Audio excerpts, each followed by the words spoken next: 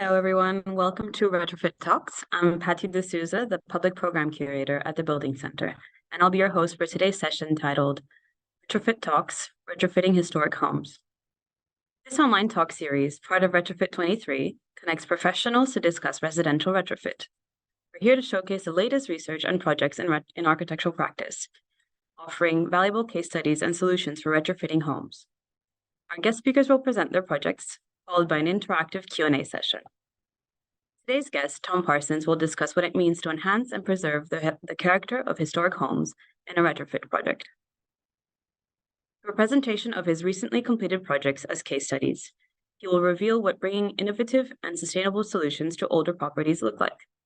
His work considers the existing context of historic buildings, reacting to what is found, and responding by drawing attention to small existing details. And now, over to our guest, Tom Parsons. Hi, Patty. Thank you for the introduction. I'll just share my screen.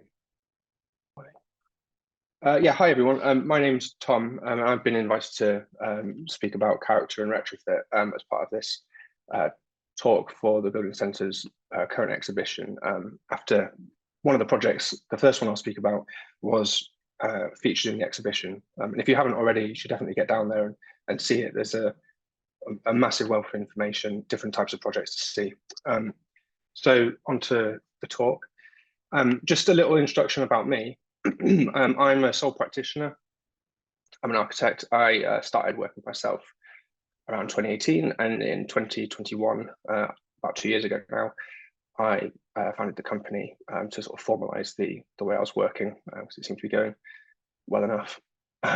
Just before I speak about historic buildings, I thought it'd be really good just to show a couple of slides of some of the other things I've done. It's not only historic buildings. This is some photographs of a staircase I designed and built myself for a property in Cumbria. And this is a garden office studio in Berkshire that I designed for a client there. It's got a quite impressive roof, and they're really happy with it. So upgrading historic homes. Really, I think the exhibition shows that we've got a massive challenge on our hands in order to meet the carbon targets set by the government and to try and do our best to meet the challenges of the climate crisis. This talk will mostly be about historic properties and 3 properties that I've worked on, and how we made those properties much better for modern day living. And that's through a retrofit, but also through completely reconfiguring the way that they work. And I see my role for the clients involved as the person who can bring everything together, help them on the journey, and provide an overall vision for how to make the most of the place. Often the client will come to me and just say, Tom, we bought this house, but we don't know what to do with it. We want to make it far better. We want to make it somewhere we want to live for the rest of our lives. We wanted to have that wow factor we can show our friends and invite people around. And for each of these properties, that definitely wasn't the case when we started. They've also, with these historic properties, asked me to help them make it a comfortable temperature throughout the year with cheaper energy bills. All of them were freezing cold and very drafty. And really that speaks to the topic of the exhibition, about making today's homes far better insulated, far better performing. Improving the layouts. I mean, these houses, as you'll see, were completely not laid out well for modern day living, and really dark, no views, you can hardly see out of them. And the clients asked me to kind of provide practical solutions as to what to do. When I speak to potential clients, I also tell them a lot about what they should be doing to their properties and in order to achieve their goals. And key on that, I think, is providing really good daylight. The more daylight we get in, the less artificial light you need, but also it makes it feel so much bigger, so much more impressive, and so much nicer space to live in, somewhere that you're really proud to call your own. If we're going to make the house a lot more energy efficient, a lot more airtight, better insulation, really need to think about indoor air quality as well. Drafty homes obviously got a fresh air coming in the whole time, just through the walls, through the windows, for everywhere probably. introducing a really good ventilation strategy is key, really, and that can really help to reduce moisture issues. In historic homes particularly, natural breathable materials are often the best way to approach this. With these properties, some had a very obvious, really amazing historic character, and others we found it as we went along, and part of my role was to either provide new solutions where something had been found, or to integrate it into the entire design to make a really impressive feature as you're going along. There's a wide range of certifications and accreditations that you can get with a retrofit, and I think that probably has been covered by other talks and isn't really the topic of this. But often I'll be asked to meet that, or we'll propose it to the client. On these 3 properties, that wasn't the outcome, but and we can perhaps talk about that in the Q&A afterwards. Just before I dive into the 3 properties, these are some online resources that I think are really important, and everybody who's interested should go and have a look at them. The AECB Carbon Rights Retrofit Foundation course is an incredible resource, and I think that the more people who do that, the more architects who use that and learn from it, the better we'll be equipped for meeting the challenges of the climate crisis. In particular, with old homes, these 2 books are a really good resource as a starting point. So the 3 properties I'm going to speak about: Well Hill Cottage, Blue Boys House, and Folly Cottage. And just a note on the credits, Ellen took photos of Well Hill Cottage and Folly Cottage, and I did my own photographs of Blue Boys House as the project was progressing. So Well Hill Cottage, this house was a new purchase by the client. They were living elsewhere at the time, and they just wanted to make it their forever home. It's only a couple, but they wanted to make it really great space for them and their dogs. It's in the Greenbelt near Sevenoaks, and Greenbelt context is quite important in terms of planning. It's on the edge of the area of Outsider's Beauty as well, which doesn't provide some other planning constraints. It's 4-bedroom, and it was built sometime between the 1600s and 1800s, and with a really big alteration made in the 70s, 1970s, which really the reconfiguration focused on. So just walking around the property, the front door's here and the garden's at the back. This part of the property is really the most historic part. There's 2 ingle nooks each end. Potentially was 2 houses. This part over here is the 1970s edition, and that used up basically all the Greenbelt allowance for extensions. Despite this, the client came to me and said, can you sort out a house? We think we need an extension. We don't know where to put the TV. Please, can you tell us where to put the TV? Which I thought was kind of funny. So just highlighting that those bad points, really, the green areas are characterful. Got the historic character, and then this area here, really low ceilings, and none of the rooms really work very well at all. You can hardly see out of them due to the windows that are in it. And you'd have a lot of trouble arranging the furniture because of the sort of through rooms effect of having a door in each corner of every room. So my solution to the house was to effectively knock out the vast majority of the walls that were put in the 70s, and reroute the circulation instead of going through this room, which we termed as the Snug, through what was a WC, and made the WC a much more compact, smaller room here. It's all that you need really though, and stuck in a roof light directly above that little link through. So just walking around the back, this is what the property looked like before, and you can see that you really wouldn't be able to get any decent views out of these windows, even though it's got a great garden and really good views all the way to London actually from where it is, because of this fake leading. And this is the result. This part of the roof we completely rebuilt, and I'll show you a bit more about that later. And the client was really keen to add this oriel bay window to really make a feature of the living space and bring in the garden. So internally, the red parts show what we removed. So this was the dining room, the kitchen was over here. This is the sort of living room. We effectively removed all this wall, and this is the view almost from the same point. whilst construction was underway after everything had been stripped out. And you can see it's such a massive transformation of the amount of space. And this is only through inserting a few steel beams, the health engineer. Looking back in the other direction, the same place, these are the walls that we removed. So you can see there's not really any character here. And even if you started digging in, when we dug into it, it's clear that this was all quite recently put in the 70s. So this is the result. We also lowered the floor levels. So it was just a ground bearing concrete slab, freezing cold.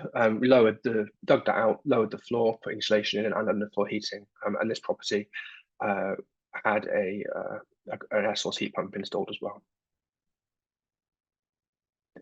Looking at the snug, this was kind of the key crux part of the property to solve. This is the hallway, and this is the route through to what was the living room. And there's a big ingrown fireplace off the side over here. My intervention was to remove the brickwork between these timbers and to block up this door and make the circulation route round the back of this wall in effect through what was the WC. So this is the result, looking at the same place. So there's a roof light above here that really brings daylight into the snug, which really doesn't get any daylight, particularly from the front of the house, due to there's like a step up to the road, and the windows are quite small. This is it from the opposite side. So the small WC here, as seen from the hallway. And this is the view from the main living space with a roof light above here, and you see the way the light gets through into the snug. Moving up the stairs in terms of location was actually fine, which isn't the case with the other two properties. But as soon as you get to the top of the stairs, you'd very quickly whack your head on this beam I've highlighted red here. So that was kind of a key thing for the client wanted me to change, was to remove that. And moving into the top landing, same all the way along here. These beams are all like basically at head height. So keen to remove these. And the result of removing them and adding some roof lights was that this space just feels so much nicer, from like no daylight at all to flooded with daylight. The client also had all the beams recolored by a professional beam recoloring company. And this is the part of the new roof that we removed as well and replaced with a much better insulated and with a ridge roof light that really provides that wow factor that the client was after. In the front reception room, we simply removed this wall between the windows and lowered the window down to the ground level to create a really impressive sliding door opening towards the garden and adding a new terrace out the front. You can see here where we've insulated on the internal side of the eaves. The joists here are visible, and we've had to insulate on the inside of these. And throughout the historic part of the house, we've used wood fibre insulation, which we'll talk about later as well.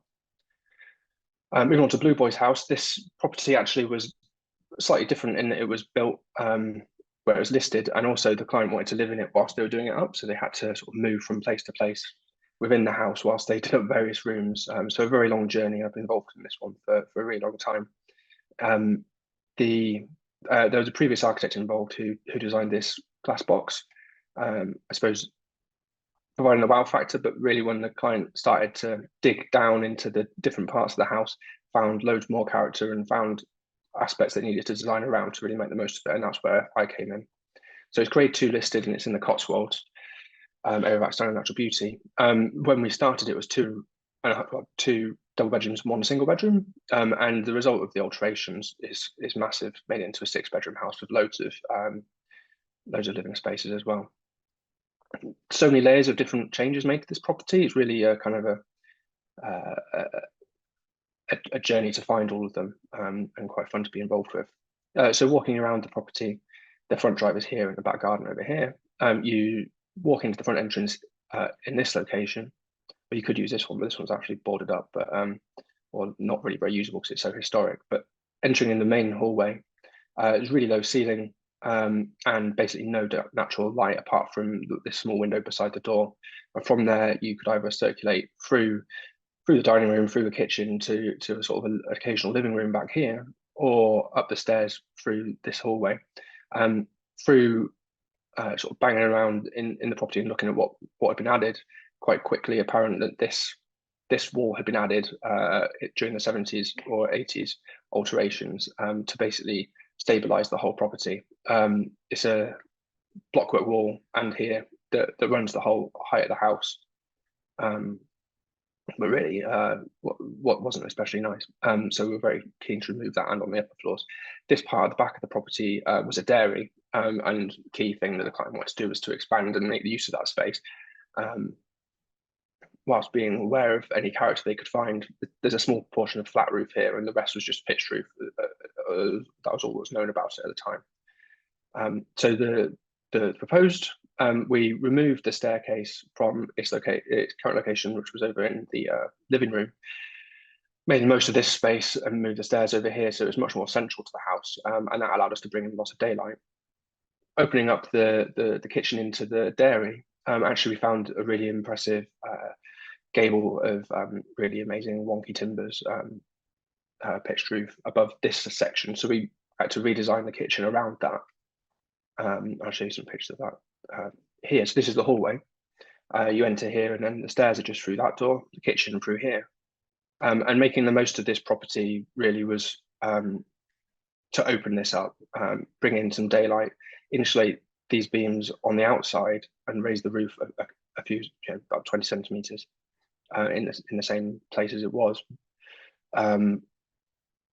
Another amazing discovery, which was a complete surprise to everyone, was this well, about a 40-foot well that just happened to be right slap bang in the middle of the wall that we removed.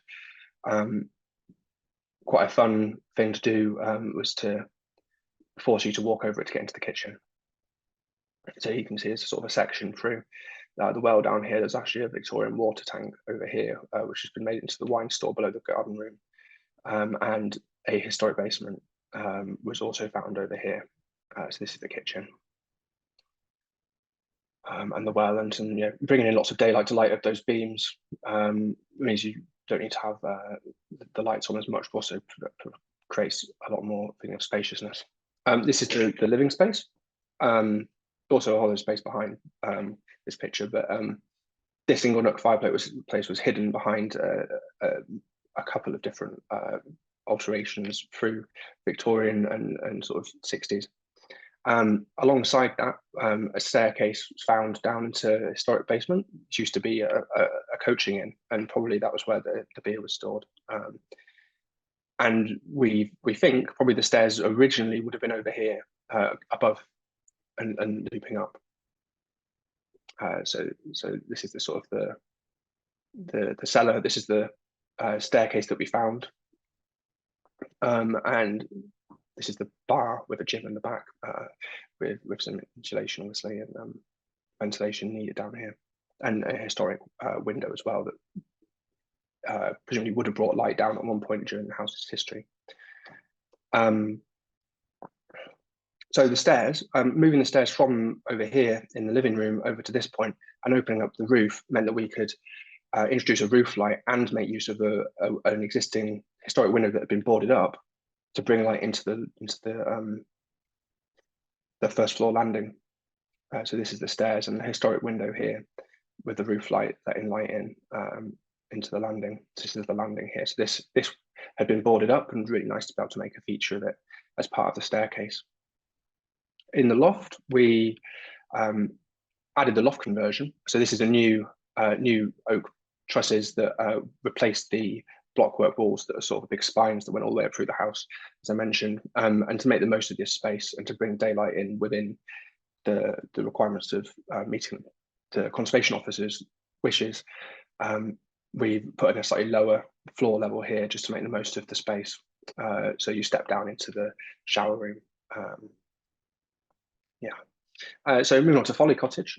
Folly Cottage again was actually uninhabited when the client bought it or inherited it, I think.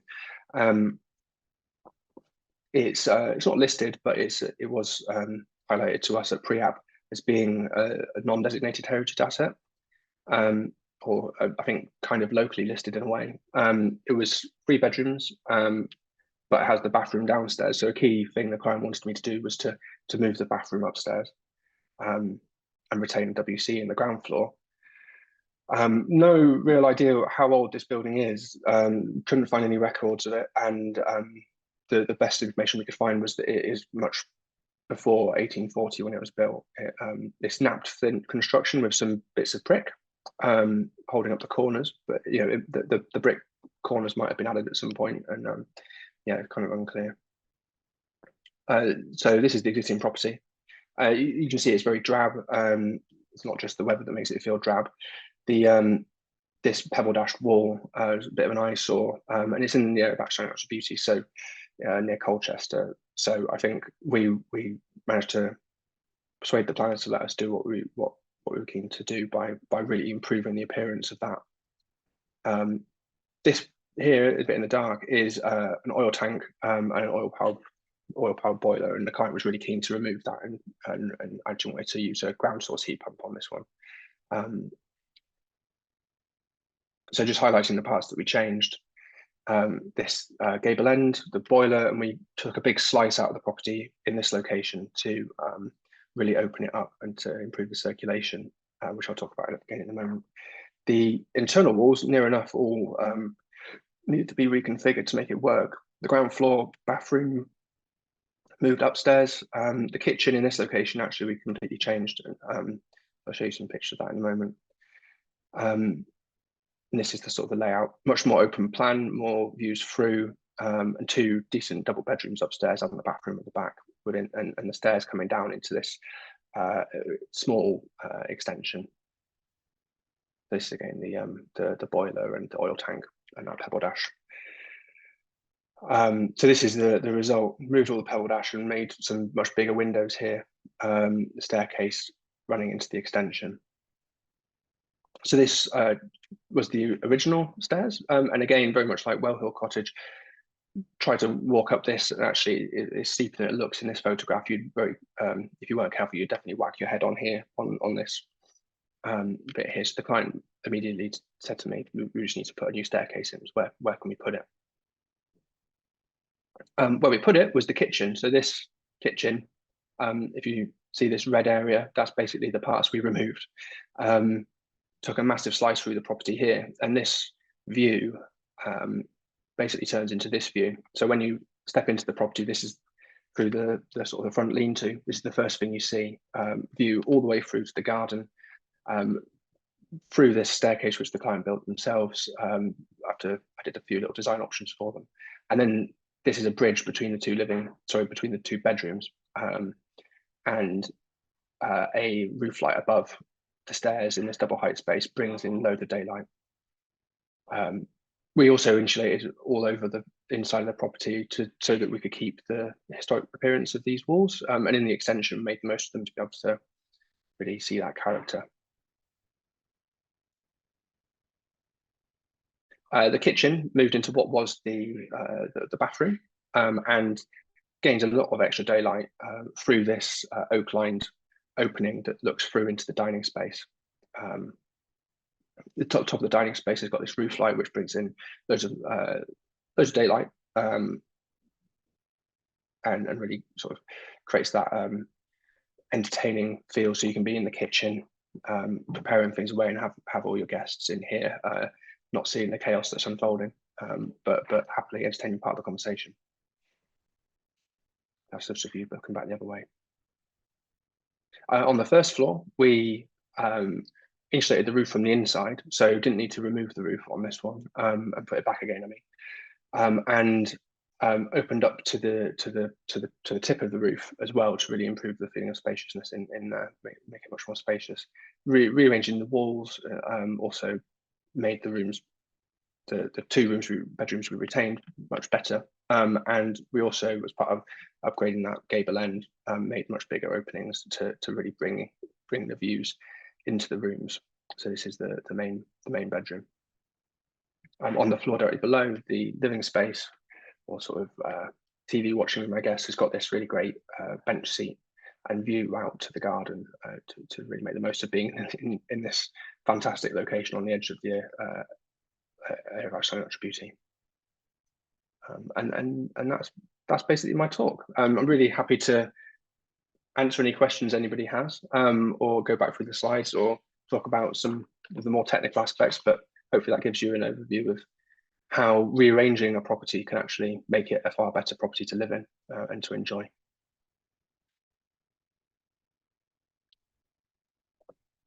Hi, Tom. Thank you. Great presentation. It seems like we have quite a few questions in our Q&A, so let's jump straight in. So the first question is from Neil Wetlake, and it's about retrofit at scale. Do you think the mechanism to scaling up retrofit for the historical sector in particular should be geared towards transactions taxes? And also, as a side note, our audiences can visit the exhibition for more information on retrofitting council and private homes. You need the question again. Sorry, I wasn't sure which part of it was a question. The first question. So the question is: do you think the mechanism to scaling up retrofit for the historical sector in particular should be geared to transaction taxes? Oh, transaction taxes. I'd have to look up and find out a bit more about what they are. To be honest, I think that from my point of view, the historic homes really almost need a case-by-case approach. There might be, and really the strategies we employ will depend on a case-by-case basis. I suppose probably the thing that I think is a really big change that the government really should make is to sort of try to provide incentives for people to do it. If that might be kind of what the question is gearing at, and also new builds VAT exempt, and it'd be nice if retrofits could be given the same status, really. A more practical question in terms of the specific project. How did you go about insulating the Blue Boys basement? I think it's only insulated in the floor, and the walls are just basically the basement walls. It's below the ground and stays a fairly constant temperature. It's not like a fully tanked basement. It's the historic basement, so it's not going to be super cozy, but it maintains a kind of constant temperature. What were the project budgets for each of the 3 projects? Actually, I probably I suppose one thing to note in terms of my approach for projects like this is that I can kind of be involved as much or as little as clients want.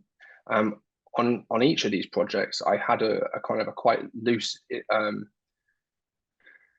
role when it came to construction. I provided a really big vision, provided construction information and a long list of schedule of works and so on. And then the clients then went away and found builders or did it in other ways, such as on Blue Boys. That was actually self-built, and I think that made the project much more possible financially. The other 2 projects, I would have to check off the top of my head. It's been a little while since I was properly involved in them, and could say. But really, I suppose the clients have kind of managed it themselves. Often that's just the way that people want to work. I charge for my time, so and if people want to spend an awful lot of money, that's up to them, and we can try and work around certain budgets if that's the brief they want to give me. But in each of these cases, actually, that wasn't the case. Makes sense. So here's a question from Amy Somerville. What retrofit approach performance targets in terms of energy efficiency were you working to in these retrofits? It's a good question, and actually, I always would much rather that we did meet a particular criteria. For example, the AECB retrofit standard. I think that's probably the most appropriate in each of these cases, where, say, NFIT wouldn't be possible. The passive house version of retrofit passive house NFIT, you wouldn't be able to do that on these properties by any means. It just wouldn't be possible, or I don't think appropriate either. But in each of these projects, the clients actually steered us away from trying to achieve a particular level or performance and just wanted to achieve the best they could in each area. Perhaps it's not the most technically good way of doing it, but in each of these properties, that seemed to be the most appropriate and what the client wanted. So maybe on some other projects, some people come to me and say, I want to achieve this standard, and that basically you have to design around that rather than trying to do the best you can everywhere, within the means. It seems to be something that's quite relative to the projects, as you say. So on a similar note, do you use any software or rules to help calculate daylight? The best way to do it is to use a passive PHPP model. That'll tell you how much heat loss you're going to get, how much heat gain you're going to get through the windows, and can calculate whether your property is going to overheat. In terms of calculating daylight, I use computer software that you can track the sun around, but really it's kind of rules of thumb for that. Yeah. And did the gabled elevation already have the napped flint beneath the render? It did. Yeah. Well, when we took the render off, actually it kind of mostly fell down, but yeah, it was originally, and I think probably that was due to the render basically trapping moisture within, and it just kind of crumbling away, or might have been rendered to try and hold it together, who knows. But yeah, that was originally a napped flint wall. So yeah, really good to put it back better, insulated on the inside with wood fiber. Was it a challenge to remove it without damaging the flint? Well, the flint's just a very, very hard rock, I suppose, and then it's surrounded by a lime mortar in effect. So the lime mortar kind of just crumbles away, and then the flints are left in a big pile. I suppose probably I should shout out to Paul, the engineer who helped with that one. He had a lot of fun times working out how to make the nap flint work and calculating the loads for that. So yeah, probably more the engineer's area than mine. And here's a question from Sean Knight about the last property that you presented. What did you use to insulate the existing walls? On Folly Cottage, wood fiber on the internal face of the walls, calibrated so that it doesn't produce a moisture problem. And obviously, I suppose if you want to look into that more, you probably need to do like call it a woofy calculation to check for like how much driving rain penetration there'll be, and ensure that the building is not going to suffer any moisture problems as a result of what you're adding. And just a bit of housekeeping. There are quite a few questions, so I don't think we'll be able to get it to any new ones from now onwards, but so that you guys know. But onto the questions. So how long did each project take to complete? The Blue Boys house, I wouldn't necessarily say the client would ever call it complete. They've been going for probably 10 years. Modified now, I'm just going to go back to the picture of all three next to each other, if it'll let me. Well Hill Cottage was done really fast. That was maybe 2 years from sort of design to completion. The client went full gung ho on it. Got a big main contractor in and did it as quick as possible. Folly Cottage a little bit longer to get started because of contractor availability, but again probably each one maybe about 8 months of actual construction time, I think. Here's another question from Matthew Eves. Given the increased airtightness of the properties, how did you deal with the routing of ventilation and other building services?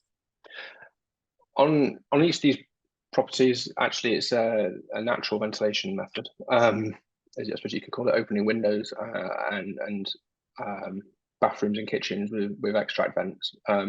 I would be really keen for any of them to have put in a centralized MVHR with a heat recovery system.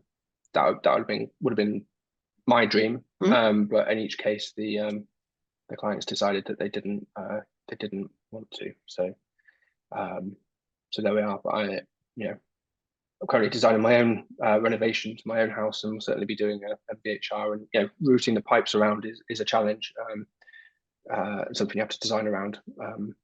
And especially in properties like this, it would be even more difficult. So yeah, it's a good question, but unfortunately on these ones, we didn't have ventilation pipes going all over the place. Yeah, yeah. Another comment from Joe saying, "Love this," and his question is, "What were the biggest problems during the project?" I guess he means challenges. What's the biggest challenge? I don't know. It's a good question. I suppose I suppose the challenge in terms of design, which is what I'm mostly involved in, really is making a property that I can see that the client is going to be really happy with, and then also convincing the client of my kind of what at first glance might seem quite radical and drastic things to do, such as moving the staircase. On the way that I solve it really is I work entirely in 3D and will walk the client around in the house, in a design in the 3D model during Zoom calls, and we'll make modifications as we go around. Talking about it, how the space will be used, the way the daylight comes in. You can turn on the sun and spin it around, and talk about where the daylight will come in at a certain time in the morning in July, or in the autumn, and how far the sun reaches in the winter. And I suppose that's probably the challenge that I enjoy the most. Then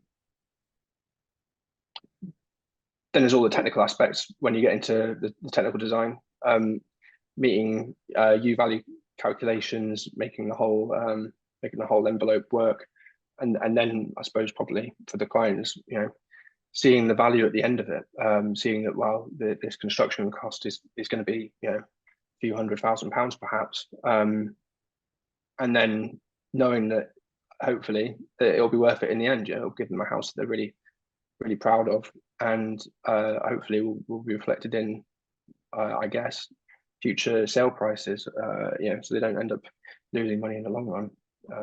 But yeah, that's definitely a challenge.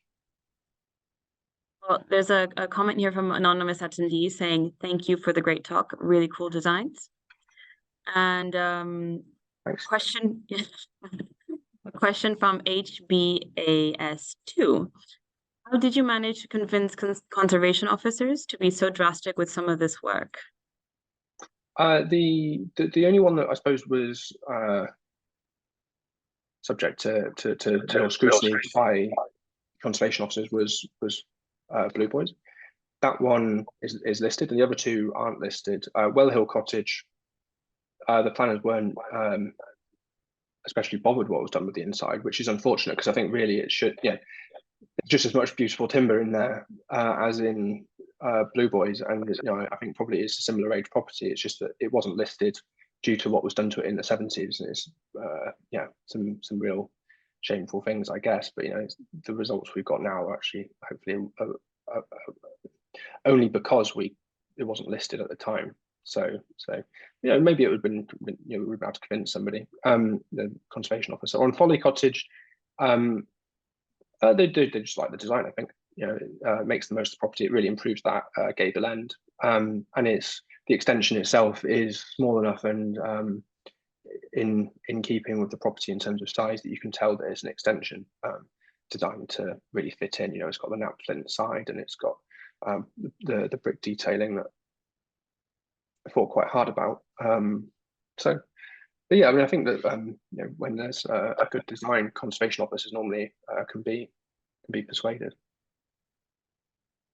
And a question from Carla Ferraru, amazing projects.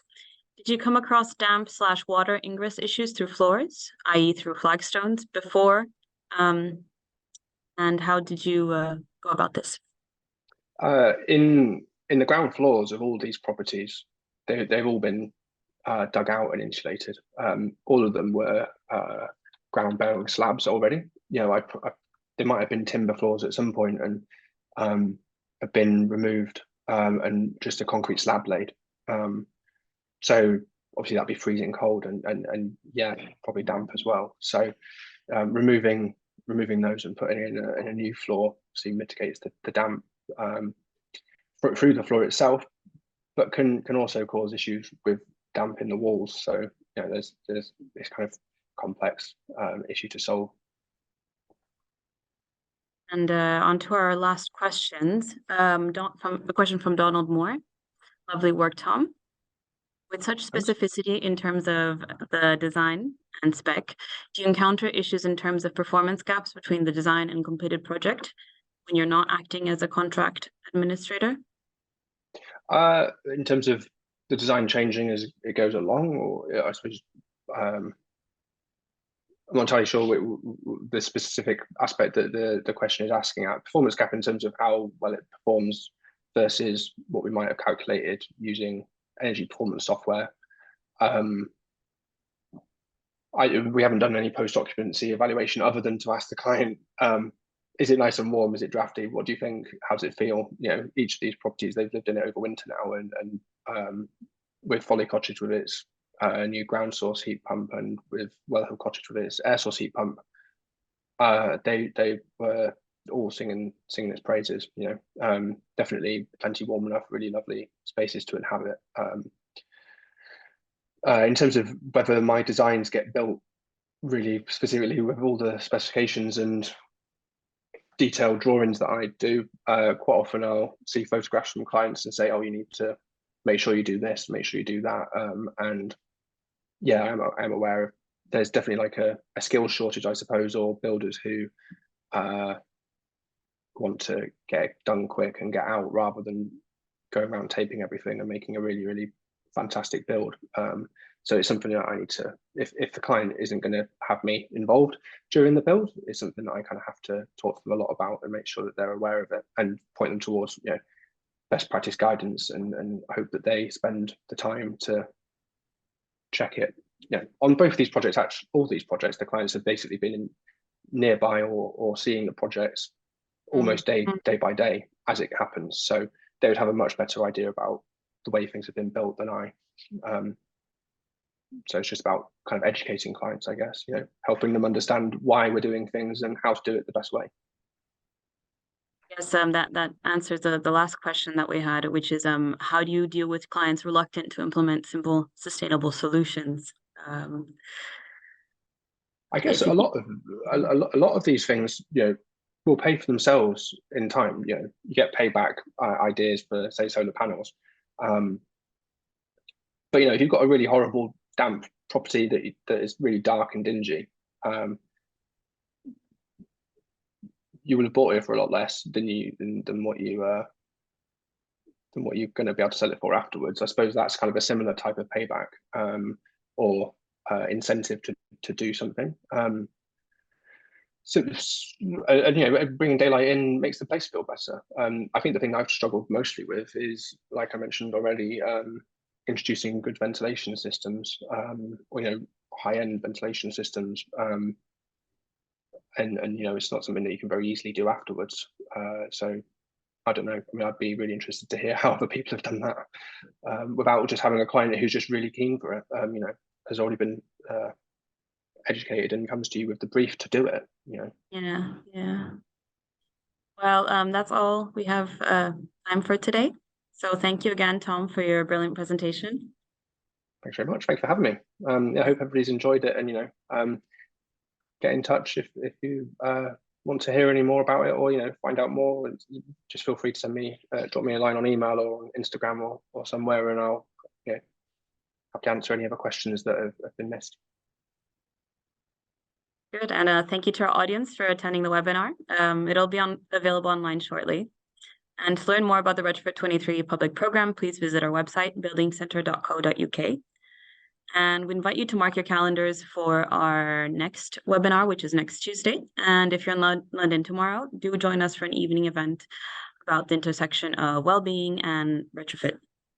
And last but not least, we are excited to be working on Retrofit 24. So this will focus on commercial, cultural, and civic buildings. And we want to hear from you. So please head on to our website for more information. And That's it for today. Thank you very much. Everyone. Bye.